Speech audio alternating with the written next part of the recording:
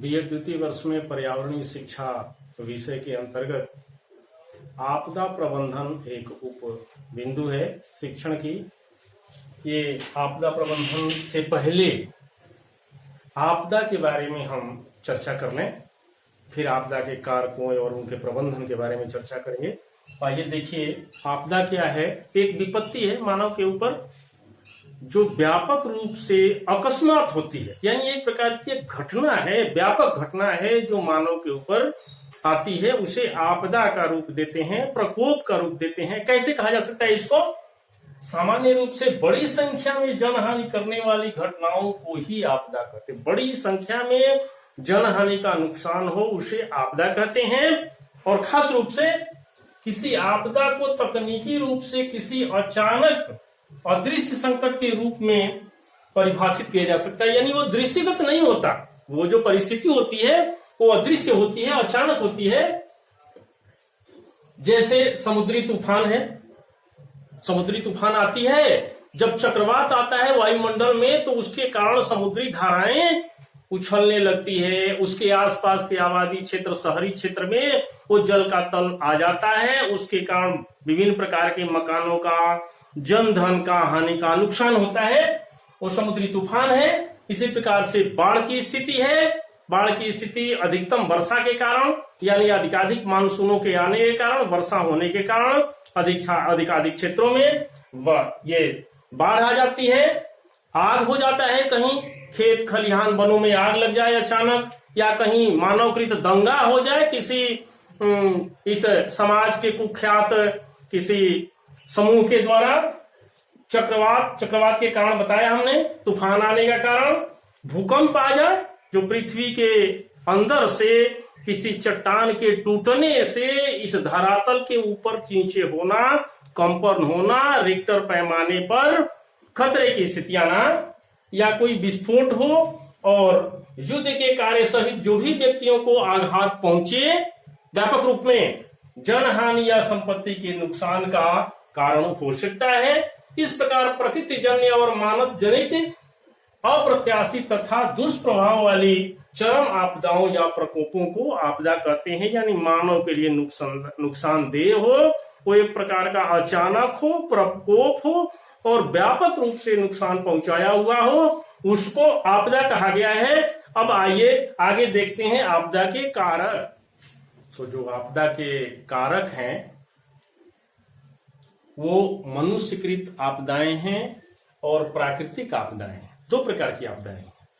वास्तव में तो आपदा प्राकृतिक जन्य ही है, जो प्रकृति से ये आपदाएं आती हैं, प्रकोप आते हैं, वही है। पर मानव ने विकास के अंतर्गत विकास करते हुए इस प्रकृति के साथ छेड़छाड़ करके और कुछ इस प्रकार की गतिविधियों को कर दिया जिससे उनके कारण भी आपदाओं की संख्या बढ़ गई, आपदाएं आने लगी। तो देखिए, मनुष्यकृत आपदाएं हैं, इसमें परमाणु बम है। इतिहास में हिरोशिमा और नागासाकी स्थान पर परमाणु बम को छोड़ा गया था। उनके रेडियो एक्टिव तत्वों के प्रभाव से जो रेडियो धर्मी पदार्थ है वो विभिन्न प्रकार के वहां के रोग युक्त लोग हुए। और नागासाकी हिरोशिमा में आज भी अपंग बच्चे पैदा होते हैं। अपंगता की स्थिति है। ये अपंगता अभी गई हुई नहीं है। ये रेडियो धर्मी पदार्थ इस प्रकार के खतरनाक है। ये एक परमाणु बम मानव के लिए, विकसित मानव के लिए विचारणीय बिंदु है। अणु बम है, परमाणु बम है, रासायनिक युद्ध है, इन पर विचार करना चाहिए, इनको रोकने की व्यवस्था होनी चाहिए। दूसरा ये स्मोग है मनुष्यकृत में। ये वायुमंडल में विषैली गैसों के प्रदूषण की मात्रा अधिक होने के कारण जनजीवन घातक हो जाता है। इसलिए विषैली गैसों के जितने भी स्रोत हैं इन पर विचार करके इनको कम करना चाहिए। स्मोक की स्थिति में चारों तरफ समस्याएं आ जाएंगी, आपदाएं आ जाएगी, मानव प्रभावित होगा। तीसरा है भोपाल गैस त्रासदी। ये भारत के अंतर्गत है। ये 2 और 3 दिसंबर के बीच वाली रात में 1984, 2 और 3 दिसंबर के बीच की रात 1984 में यूनियन कार्बाइड गैस प्लांट है वहां पे, जिससे मिथाइल आइसोसाइनेट गैस का रिसाव हुआ। इस गैस के रिसाव से अर्धरात्रि में भी जब भी शुरू हुआ उस शहर में पूरी भगदड़ मच गई। अब स्थिति ये हुई कि उस गैस के कारण तो जो लोग बेहोश हुए ये बेहोश करने वाली गैस है, तो बेहोश लोग हो गए। स्थिति ये रही कि पूरा शहर सो रहा था, सोता हुआ रह गया। पूरे भारतीय रेल या जो भी बस की व्यवस्थाएं थी, जहां जैसे ड्राइवर चला रहे थे वैसे के वैसे अपने स्थान पर बेहोश हो गए। देखिए कितनी भीषण ये दुर्घटना कहेंगे इसको, ये एक तरह से मानवकृत आपदा थी। इस प्रकार के विषैली गैसों, इनके प्रयोजन, इस प्रकार की प्लानिंग के लिए अपने देश में, प्रदेश में ध्यान रखना जरूरी है, नहीं तो इस प्रकार की आपदाएं आती रहेगी। आज तक भी अभी भोपाल गैस त्रासदी की समस्या हल नहीं हुई।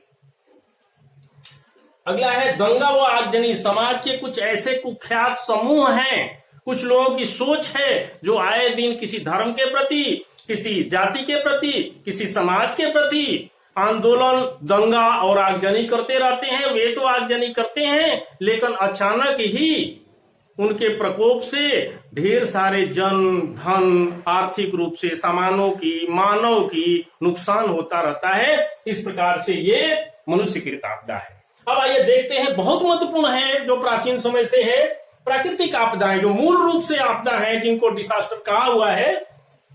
ये इसके अंतर्गत पहला बिंदु है समुद्री तूफान या चक्रवात। चक्रवात के कारण समुद्री लहरें उठती हैं। ये हरिकेन और टाइफून से आप परिचित हैं, जो समुद्र के किनारे अंदर से आती हैं और ऊपर उफान के द्वारा समुद्री किनारे जितनी आबादी है, जितनी धन संपत्ति है, उनका व्यापक रूप से नुकसान करती हैं। अपने देश में उड़ीसा है, आंध्र प्रदेश है, तमिलनाडु है, ये बार बार इस प्रकार के समुद्री तूफान और चक्रवात से प्रभावित होते रहते हैं। जनहानि का नुकसान होता रहता है। ये 70 से 75 मील प्रति घंटा जब चलते रहते हैं तो व्यापक रूप से नुकसान होता है। इनका ध्यान रखना आवश्यक है। वहां पर चेतावनी देना जरूरी है जो समुद्री किनारे पर लोग हैं। इस प्रकार दूसरा है बाढ़। वर्षा ऋतु में मुख्य रूप से होता है जब असमान वर्षा होती है, तो इस प्रकार से अधिक वर्षा के कारण जनजीवन अस्त व्यस्त होता है। जहां आबादी क्षेत्र है, विकास के कारण, नगरीकरण के कारण विभिन्न प्रकार के बांध और रिंग बांध आजकल बनाए जा रहे हैं, जिनके कारण वर्षा का जल वहीं एकत्र हो जाता है और उसमें निवास करने वाली आबादी के लिए जलमग्न हो जाता है उनका मकान, आवास, और वह जानवरों सहित, मनुष्यों सहित किसी बंधे पर, ऊंचे स्थान पर चले जाते हैं, जहां ना तो उनकी आवास की व्यवस्था होती है, न भोजन की व्यवस्था होती है, न चिकित्सा की व्यवस्था होती है। तो ये जून और जुलाई महीने में भारत के लिए बाढ़ से प्रभावित क्षेत्र असम है, पश्चिम बंगाल है, बिहार है, उत्तर प्रदेश है। ये 4-5 पूर्वोत्तर के राज्य बिल्कुल बाढ़ क्षेत्र से प्रभावित रहते हैं। इनके बचाव के लिए पूर्व चेतावनी और सुरक्षा की व्यवस्था होनी चाहिए। अगला है भूकंप। पृथ्वी के अंदर चट्टानों के टूटने से, खिसकने से या स्थानांतरित होने से भूकंप होता है। इसका रिक्टर पैमाना है 6 पॉइंट के बाद जो उच्च स्तर के भूकंप आते हैं वहां पर बहुत जनहानि की नुकसान होता है। इसके उदाहरण के लिए 26 जनवरी 2001 में भुज स्थान है गुजरात राज्य के अंतर्गत, वहां व्यापक तरीके से जनहानि हुई थी। भूकंप आया था, उथल पुथल मच गया था, वहां पर बहुत सारी मानव की और जनहानि हुई थी। इन पर भी इस प्रकार के भूकंप पीड़ित क्षेत्रों में रिक्टर पैमाने के लिए जांच होती रहती है, चेतावनी आती रहती है, फिर भी जन जागरूकता ला करके मानव को सक्रिय बनाया जाना आवश्यक है। इसी प्रकार से ज्वालामुखी है, ये आग्नेय चट्टाने हैं जो अंदर से कई हजार वर्षों से जल रही हैं, पर जब विस्फोट होता है, ओपन होता है, इसके फटने से राख और धूल निकलते हैं। इनके जलने से सल्फर डाइऑक्साइड गैस निकलती है। जब प्रथम वर्षा होती है तो सल्फर डाइऑक्साइड का जल के अभिक्रिया के पश्चात ये सल्फ्यूरिक अम्ल बनता है, जो प्रथम वर्षा जब होती है तो अम्ल वर्षा के रूप में उन क्षेत्रों में प्रभावित करती है। इसके लिए चेतावनी होनी चाहिए, सुरक्षा होनी चाहिए। पहाड़ों जो आग्नेय चट्टाने के आसपास बसने वाली आबादी है, उन आबादियों को वहां से विस्थापित करना चाहिए, उनकी आवासन की व्यवस्था होनी चाहिए। इसके अलावा अकाल है, यानी जहां पर बाढ़ आ गया, भूकंप आ गया, ज्वालामुखी आ गई, वहां अकाल हो गया। वहां भोजन की व्यवस्था नहीं है, कृषि कार्य नहीं है, जन माल को रहने की व्यवस्था नहीं है, वो अकाल क्षेत्र है। मुख्य रूप से अकाल लिया गया है जहां खाद्यान्न की व्यवस्था नहीं हो, भोजन की व्यवस्था नहीं हो, व्यक्ति भोजन के बगैर मर रहा हो, वो अकाल कहलाता है। उस अकाल के लिए पूर्व में ही व्यवस्था होनी चाहिए, जन जागरूकता होनी चाहिए कि अगर इस तरह की स्थिति आ जाए कि बिल्कुल वर्ष भर वर्षा नहीं हो, कृषि कार्य नहीं हो, या बाढ़ आ जाए, सूखा पड़ जाए, भूकंप आ जाए, तो कौन सी व्यवस्था होनी चाहिए? वो अकाल की व्यवस्था हो। ये भी एक प्रकोप है, ये एक आपदा है, ये प्राकृतिक आपदा है। इसके साथ आगजनी है, वनों के अंदर आग लग जाते हैं, आग के कारण पूरी वन संपदा जल जाता है, उसके कारण आबादी क्षेत्र, उसमें रहने वाले लोग प्रभावित होते हैं। तो इस प्रकार से आग लगने के लिए भी चेतावनी होनी चाहिए, व्यवस्था होनी चाहिए, सजगता होनी चाहिए, जन जागरूकता होनी चाहिए। इस प्रकार आपदा के दो महत्वपूर्ण कारक, मानवकृत आपदा और दूसरा प्रकृतिजन्य आपदा, इन दोनों के बचाव के लिए पूर्व चेतावनी होनी चाहिए, व्यवस्था में होनी चाहिए, जन जागरूकता होनी चाहिए। धन्यवाद।